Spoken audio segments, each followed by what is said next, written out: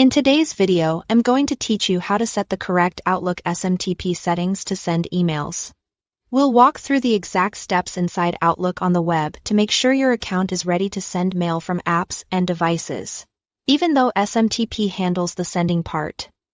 Outlook groups these controls with POP and IMAP, which handle how apps connect to your mailbox.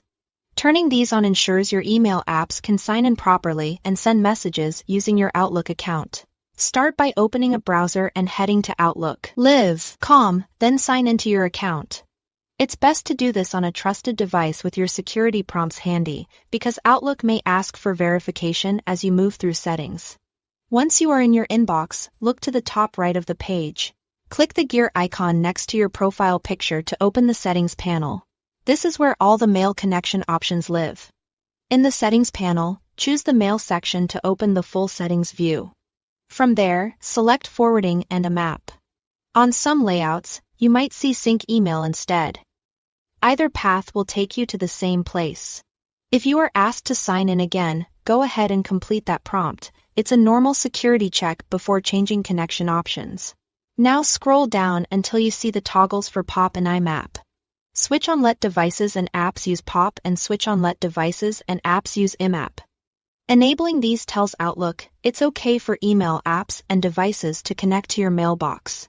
While POP and IMAP manage how messages are accessed, most mail clients will use this permission to automatically configure SMTP for sending as well. So everything works together. After turning those toggles on, click Save. Outlook will briefly test the settings in the background. When that finishes, choose Close or Finish to exit the settings screen. The changes apply right away.